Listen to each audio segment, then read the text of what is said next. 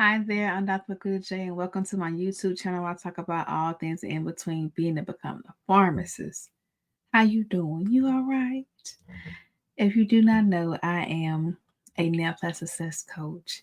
I help pharmacists pass the Naplex in 6 months or less by shifting their mindset, strategizing their plan, and studying effectively for the Naplex exam.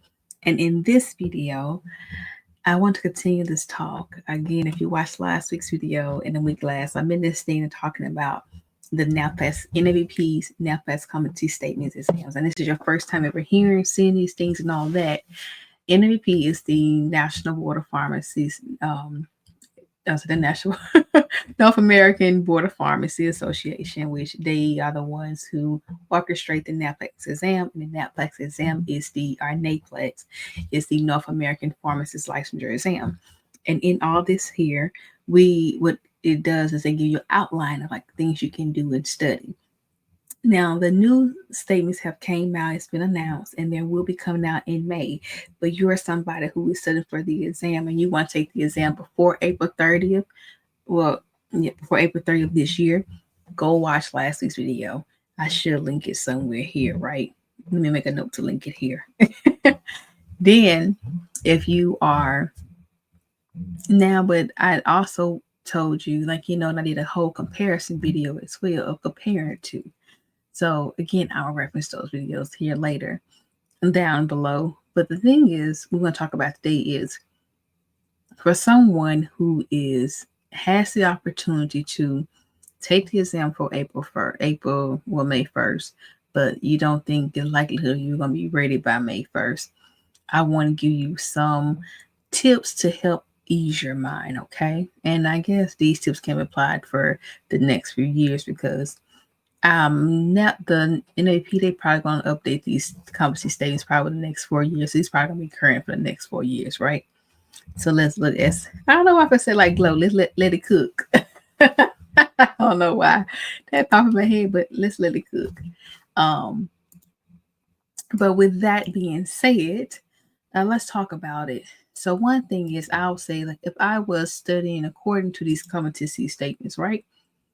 Again, I want to make sure that I understand this outline. I want to make sure that I get it. I understand this outline. Again, this is effective May 1st. Just one of the key things you want to make sure you understand. And I give you an overview and things this nature. Like it's been said that now we're going from 6 domains to 5 content domains in particular with these. And they have different kind of weights. So that's definitely an approach. So you want to make sure that you got a thorough review of the 2025 competency domains. Look, sorry, but I had to get a sip. But that's definitely want to make sure that you have that, and you want to focus on those weights because again, and this page here it tells you like area 3 is 12% of the exam, and you look at areas 1 through 3. That is 90% of your exam. So make sure you spend a lot of time in there. But don't miss the 10% now. Let's not miss it. But make sure you spend a lot of focus in those areas 1 through 3. You see what I'm saying? You catch what I'm giving, you got it all right then. Because it is a 200 score question exam. So you want to make sure that you be mindful of that, right? So that's definitely one thing to understand in that. But I'll go in more details as well. And then you want to make sure that second thing you're going to do is make sure that you develop a comprehensive study plan. You want to make sure you want to have study time by the domain, like allocate that time to proportionally based on those weights. And we know area 3 is 40% of the exam. Hey, what does area 3 entail? That kind of thing. We're going to go into, but what does area 3 entail? Make sure we know those things are area 2. Area 2 and 1, that's equally 25% of the exam. And another thing too you want to do when you develop your comprehensive exam is again to remember to use those study blocks. Incorporate those active study periods of 50 or 90 minutes with short breaks for optimal focus, because that's the thing that you're going to have to do when you're in the Naplex while you're taking the exam. Like make sure you can see, have those active periods. And again, I'm going to say If you haven't, if you never saw it, go back into study with me, Dr. LaQuita, where it's like a thing of you. I need somebody to still help me accountable. I do.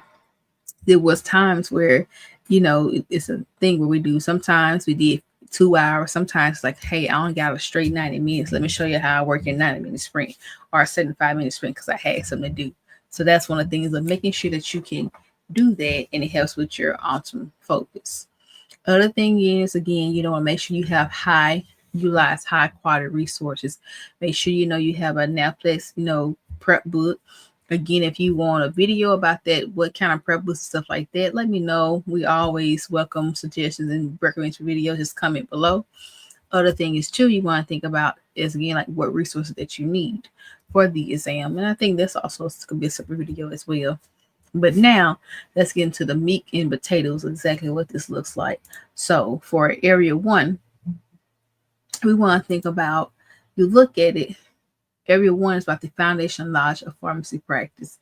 And if you look at this information, it's about the drug development processes, the research and design, retrieval assessments.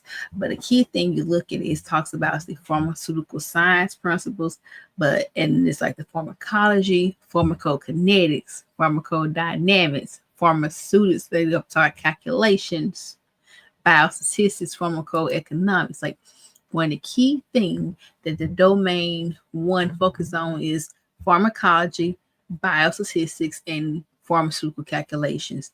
You want to make sure that you develop a solid understanding of drug development processes and research principles, but you want to make sure that you, without a doubt, practice those calculations every single day, because now it's more important than ever, being that now it has combined with other things for that 25%. So be mindful of that. Domain 2 also focus on those medication processes, right?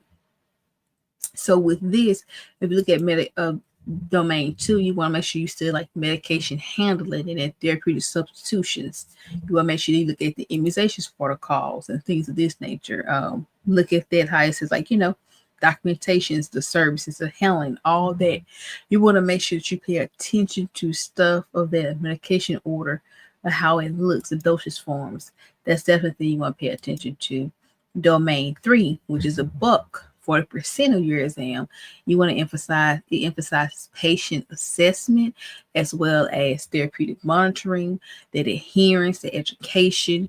You want to make sure you take advantage of those case-based scenarios, when it includes like the medication therapy management. That's something you want to emphasize on. Domain number 4 is the professional practice.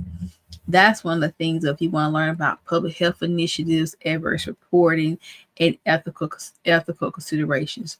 Those are things you want to make sure you pay attention to. We looking into domain 5, the pharmacy management, more about understanding operational planning, the risk management, the quality improvement, and the strategic practice. And you want to make sure that you take out time to learn those things. Like for instance, like again, like the public health initiatives, are we talking about immunizations, right? For those who do not know, like if you still studying now, you haven't realized that pneumonia vaccine, at first it was a thing of it was 65 years and older to have you need the recommendation for pneumonia vaccine, pneumococcal vaccine. But now it's for people, you can start at 50 years or older when it comes now. So you can start at 50, just like with the shingles shot. So now shingles vaccine and pneumococcal hand in hand, they turn 50. And then it comes RSV. When RSV first came out, it was set on 65 years old, but you still can, but now it's like it's recommended more so in 75 years, patients who are 75 years older, years of age and older, to get RSV. But people who are 60 to 74, was RSV was 60. It was 60, not 65. It was 60. But now you still can get it at 60, 74, but you got to have like a severe risk for RSV in order to get that vaccine. So that's some things that have changed when it comes to guidelines. So it's like being something as simple as being up to date with that information. You want to make sure that you pay attention to, if I'm saying you study for the competency statements. And a key thing I would say is to make sure that you have real time simulations. And that's one of the things that we focus on. at 40 RPH, and especially with our signature program, the Naplex Play, that we make sure we give you real world simulations and scenarios when it comes to the exam, so you can be mindful of it. And I always want to say, if you don't, even like you don't have the money to invest in the programs and stuff like that, we understand. But make sure that involved with different, you collaborate, you have a study partner that you collaborate with, because that time is also needed to have those group discussions of things. Another practical tool that you want to make sure you're studying for, as I always say, like those test study strategies, right? You want to make sure that you allocate enough time to study, your time management. Simulate that environment, that 6 hour exam environment, making sure that you build your stamina and you manage your time effectively. That is something you want to make sure that you focus on, like, your critical thinking skills. You want to eliminate all those distractions that cause you to lose focus. And you want to say it again. If I say again, I said it before and I'll say it again. Act like review, review, review, with the Naplex play. And I'll say at the Formula RPH, we have our own reviewing system that we show you how to review every single day. And it's working, is very effective. So that's one of the key things that you want to make sure that you do, that you constantly review, review, and review. And like I said before, like I have a lot of pharmacists who have taken in that class before. And one of the key things they will probably say, the thing is, they will say, "Oh, I don't need more tests." They will say, "We should review more." So make sure you can spend time on reviewing. You want to make sure you do that. And when it comes to like domains and going into more detail, oh, let's not do that. Let's just put it this short. Like when it comes to the domains, 1 through 5, you want to make sure with domain 1, the main goal of domain 1, the objective is to really understand the pharmaceutical science principles of pharmacology and calculations. So therefore, you want to make sure that you um, practice those calculations. You review, pharmacology, pharmacokinetics, and you want to practice calculations.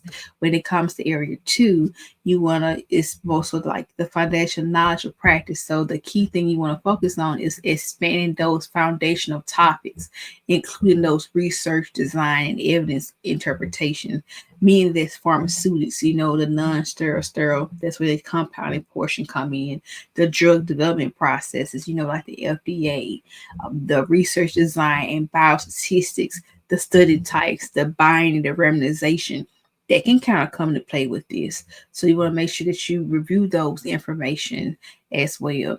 Like going over those compounding and different literatures of that. That's those statistical methods that you use in primary literature. In area 3, the medication process. The whole point of this is for you to understand the pharmacist's role in truly the medication use life cycle, which includes in the prescribing of the drug, the dispensing of the drug, and the bunch of the drug. Like make sure that you understand like the medication order interpretation. Is this drug gonna harm or make harm the patient? Is it going to anticipate more side effects? Will the patient be adherent to things? The immunization service that you can have of a patient, based off they have, you prescribe, like, what would you recommend this patient has diabetes? You want to make sure, again, the patient, when you're dispensing the portion of the medication handling, where would the patient store this particular medication? How would they dispose the medication, especially if it was a hazardous drug? Things of this nature you want to think about. When it comes to the personal centered assessment and treatment plans, you want to think about, focusing on the assessing the patient specific factors and managing their therapy, looking at their medication history, looking at their reconciliation. You want to look into the, oh, shoot, dang. You want to look into that, the patient specific factors that the disease state has, or any kind of like therapy appropriateness or interactions, or the drug interactions, or any kind of drug food interactions, things of this nature. You also want to look into like focusing on those drug therapy monitoring and the adherence in the patient education. Therapeutic monitoring parameters, is it safe, is it effective? You want to think about too the patient's lifestyle modification, the self-monitoring that the patients do. How would you educate the patient if they do a testosterone shot? What would you educate the patient on? If the patient is taking methotrexate, which you educate the patient on, just different things of that nature. You want to be mindful of. You want to make sure you think about like the counseling of the patient. How would you counsel the patient on this disease state? And another thing is too, when it comes to the professional practice and the pharmacy management, you want to integrate that knowledge, across these domains and truly develop their like leadership and professional practice skills. And what that means is like simply, those like how would you report an adverse effect? What are some public health initiatives like the antimicrobial stewardship programs, the tobacco cessation programs, the quality insurance to help share with the pharmacy operations and leadership. What does that look like? So that's like definitely different things you want to, do and be mindful of. So again, with when it comes to competencies, these competency statements, it's more of a clinical approach, if anything. And it's making sure that you understand the disease states, but look at it from like a clinical perspective as well. That's one of the key things you want to do. And I believe again, like I said, this is where we're going to as the profession. We are healthcare providers, and I believe that these new competency statements are going in that direction of you more, think it clinically. Like put on your clinical hat. You are a pharmacist. Don't forget that. It's just something simply as saying that, again, common example side effect most people always know is like, lisinopril causes cough. Key side effect most people know, right? So a patient comes in and say, "Hey, I got a cough. It's acting." The thing is, don't like, "Oh, let's go recommend Delsum over the counter." You can simply say, "Okay, yeah, that's good. Are you a patient here? Yeah. Okay, let me look at your medication profile. Let me look see what kind of medication you have. Are you in the hypertensive medications?" Saying that, look into that, like what kind of thing can possibly cause the cough, So just saying, "Oh, here's a treatment," we never treat the underlying condition. That's what I'm saying. Think clinically. Sometimes, we as healthcare providers being that, and this is also including doctors, just saying healthcare providers, that we have developed a thing of, somebody complains of something, here's a solution, but is it the best solution? And like us as pharmacists, if we come in and say, is this the best solution for this patient? And we have to think about that thing and think about those, okay? So I know I get so excited and I talk really, really fast. I need to remind myself to slow down because I talk so fast and I get really, really excited. So I will next time, but not this video, okay? Not this video. I get really excited and it doesn't help that I have a country accent, but it's gonna be okay. Y'all gonna be okay, okay? But I do hope, it is my hope that you do look at the this approach, that this is a more 2025 Naplex outline is more structured, it ensures comprehensive coverage, and it's my hope that you have enjoyed this series and that that it just looks like it's okay, you gonna pass the exam, okay? Just say that. But anywho, until next time, remember that pharmacy is only if you are. Now go be great. I will talk to you guys later. Peace out.